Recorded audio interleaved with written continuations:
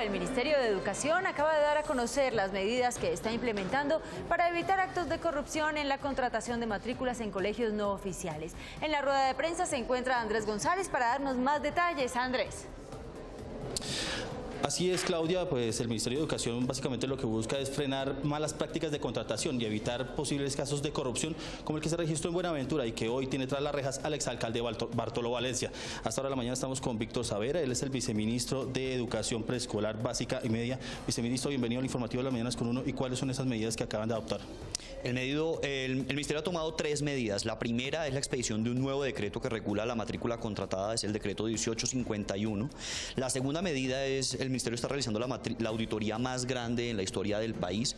Y la tercera medida es, estamos realizando investigaciones sobre las secretarías de educación que más nos preocupan y hemos pedido el acompañamiento de las entidades de control para la vigilancia en algunos casos críticos en el país. ¿Cuáles son esas formas irregulares que más llaman la atención del Ministerio y que los llevaron a tomar estas decisiones? La medida que más nos preocupa en este momento es lo que sucedía en Buenaventura o presuntamente sucedía en Buenaventura, que es la subcontratación del servicio. La segunda cosa que nos está preocupando en este momento es la contratación con instituciones de muy baja calidad en las pruebas saber. Había instituciones que no tienen buenos resultados en pruebas saber o en infraestructura. Y lo tercero que nos preocupa es la demora en la contratación y el inicio de clases de los niños de la matrícula contratada en el país. Tenemos casos de inicio de clases en los meses de junio y julio, lo cual es bastante preocupante porque afecta el aprendizaje de los niños. Viceministro, ¿cuáles son esas regiones del país que más le preocupa al Ministerio? Las regiones que más nos preocupan para este caso son la región pacífica y la región caribe del país, en particular en los departamentos del Valle del Cauca, y en la costa caribe nos preocupan La Guajira, Córdoba, Bolívar y Magdalena. Viceministro, muchísimas gracias. Pues Claudia, de acuerdo con el Ministerio de Educación, Bogotá tiene el monto de contratación más alto, son 185.000 millones de pesos de matrícula contratada que cobija a 86.850 estudiantes.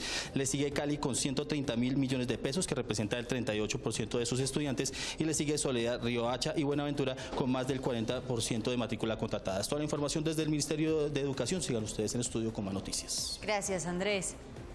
En una revelación que desata un montón de preguntas, esta mañana la Fiscalía General de la Nación informó que el piloto de la avioneta accidentada el domingo en Bogotá estaba acusado de narcotráfico y concierto para delinquir. Juan Pablo Angulo había sido capturado en junio del 2011 durante una redada de las autoridades en varias ciudades del país.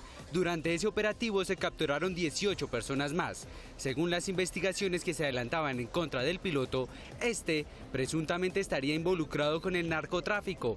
Durante la audiencia que se realizó en su momento, estas personas no aceptaron los cargos. Angulo ya estaba en la etapa de juicio y falta por establecer si tenía el beneficio de la casa por cárcel por los delitos de concierto para delinquir y narcotráfico. Ahora, las autoridades investigan si el piloto tiene algún tipo de responsabilidad en el accidente que cobró la vida de 6 personas y causó cuantiosos daños materiales.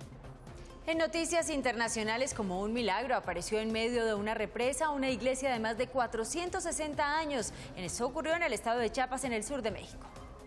Las ruinas de la iglesia del siglo XVI, que fue construida por colonizadores españoles, emergió de un embalse en el estado de Chiapas, en el sur de México. Curiosos han llegado en barcos para visitar las ruinas de la iglesia colonial, donde hace tiempo se encontraban grandes fincas agrícolas, que fueron invadidas por el agua. En los últimos meses el nivel del agua bajó unos 24 metros, revelando la iglesia que en el 2002 también fue vista debido a los bajos niveles del agua provocados por la sequía. En esa época los visitantes pudieron caminar por los interiores del templo.